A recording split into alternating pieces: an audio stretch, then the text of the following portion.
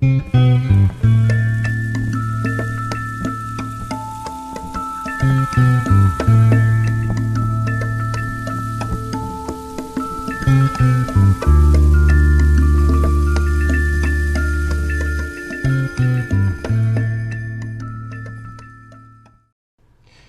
guys, this is Yehuda Lee coming back.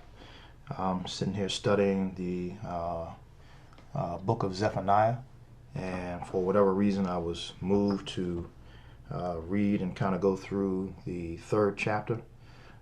This chapter talks about the governors or rulers of Jerusalem, as well as what will happen to some of the Gentiles. And I just wanted to send a word of encouragement, as I was encouraged reading the last half of chapter 3, just to let those that are waking up, those that still may be discouraged, or whatever the case may be, just to be encouraged, because the Most High is definitely watching.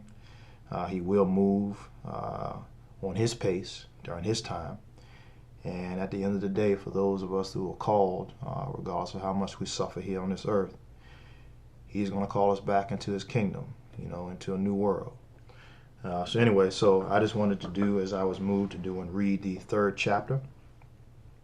And I'm going to be reading from the Tyndale Bible. It's an older Bible. It's the closest version that I have in my possession to the original scrolls. So anyway, I wanted to read it, and forgive me for stumbling on some of the words, because it's written in a what I would call a Gothic text. It's not as clear as some of the more recent versions in terms of reading. So bear with me. And again, my whole purpose here is just to encourage and to help others stay encouraged as I'm encouraged. And let's just continue to grow together as a unit in the Spirit. So anyway, so again, this is the third chapter of Zephaniah, and I'm going to read the whole chapter here. And it starts off and it says, "Woe to the abominable, filthy, cruel city, which will not hear, nor be reformed. Her trust is not in the Most High, neither will she hold her to her God. Her rulers within her are as roaring lions. Her judges are as wolves in the evening, which leave nothing behind them till the morrow. Her prophets are light persons, unfaithful men. Her priests pollute the sanctuary and do wrong under the practice of the law. But the just Most High, that doth no unright, was among them. Every morning she, the Holy Spirit, bring them to His law clearly, and sees not. But the ungodly will not learn to be ashamed. Therefore will I root out these people and destroy their towers, yea, and make their streets so void, that no man shall go therein. Their cities shall be broken down, so that nobody shall be left, nor dwell there any more. I said upon them, O fear me, and be content to be reformed, that their dwelling should not be destroyed, that there should happen unto them none of these things, wherein I shall visit them. But nevertheless they stand up early and follow the filthiness of their own imaginations. Therefore thee shall wait upon me, saith the Most High, until the time that I stand up. For I am determined to gather the people and bring the kingdoms together, that I may pour out my anger, yea, all my wrathful displeasure upon them. For all the world shall be consumed with the fire of my jealousy. And then will I cleanse the lips of the people, and they may everyone call upon the name of the Most High, and serve Him with one like mind. Such as I have subdued And my children also whom I have scattered abroad shall bring me presents beyond the waters of Ethiopia. In that time shalt thou no more be confounded, because all of thy imaginations, wherethrough thou hadst offended me.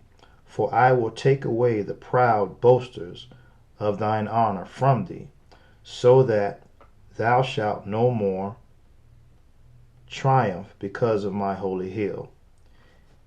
In thee also will I leave a small, poor, simple people, which shall trust in the name of the Most High. The remnant of Israel shall do no wickedness, nor speak lies, neither shall there any deceitful thing be found in their mouths. For they shall be fed and take their rest, and no man shall make them afraid. Give thanks, O daughter of Zion. Be joyful, O Israel. Rejoice and be glad from thine whole heart, O daughter of Jerusalem. For the Most High hath taken away thy punishment, and turned back thine enemies. The King of Israel, even the Most High himself, is with thee, so that thou doest no more to fear any misfortune. In that time it shall be said to Jerusalem, Fear not, and to Zion, Let not thine hands be slack, for the Most High is with thee. It is he that hath the power to save. He, not anybody else, it is he that hath the power to save. He hath a special pleasure in thee, Jerusalem. He hath a special pleasure in thee, Israel. He has a special pleasure in thee, chosen people. I am embellishing here.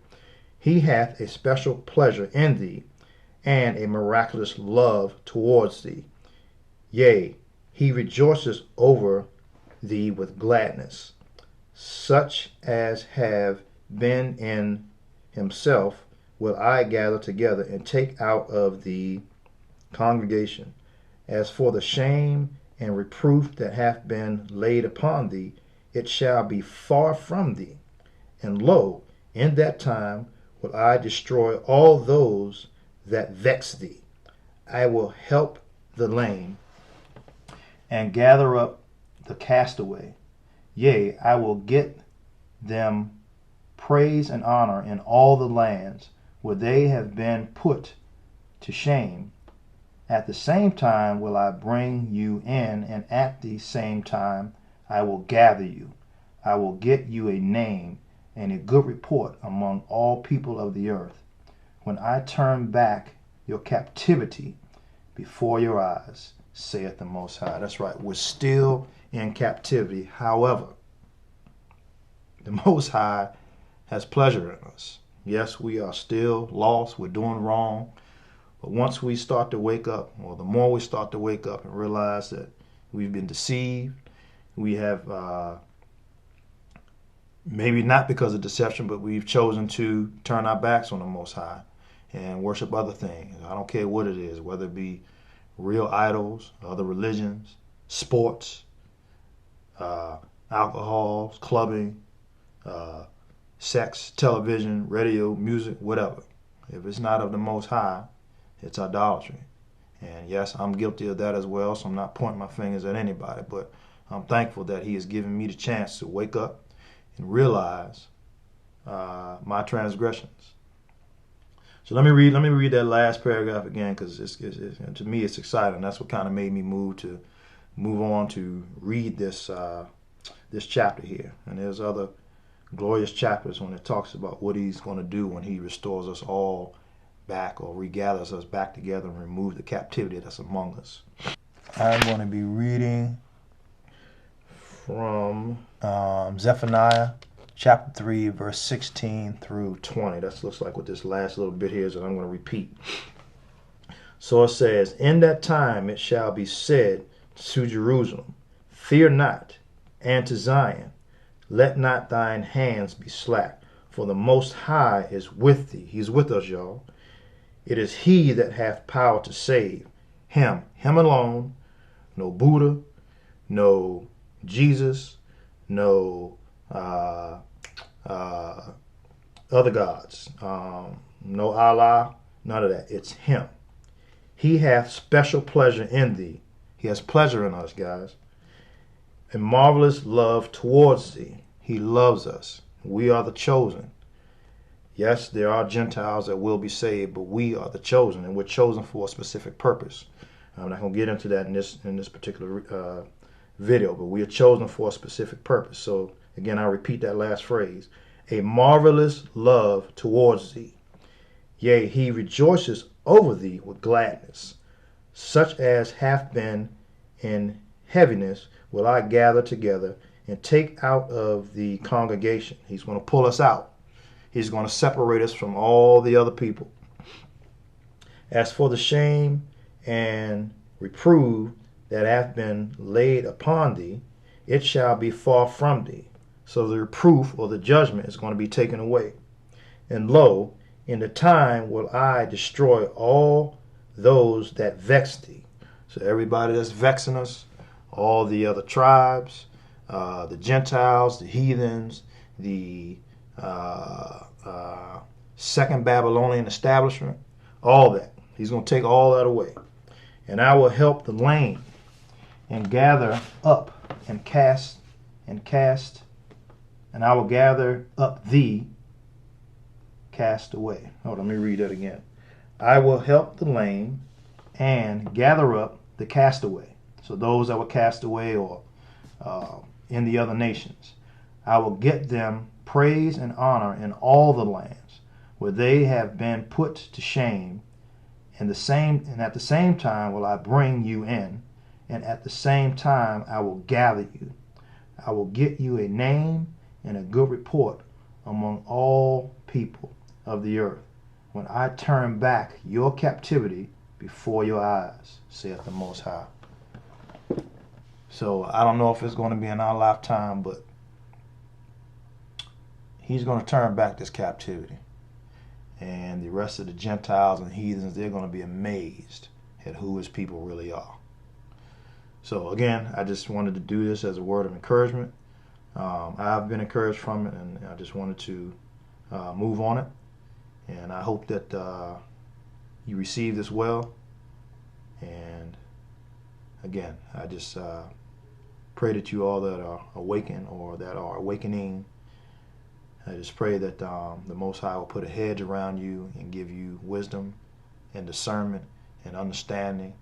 And I just pray, and I hope that you pray, that the Holy Spirit just remains in your vessel and begins to wake you up and show you things, show you the pieces of the puzzle that she has shown me. All praise to the Most High.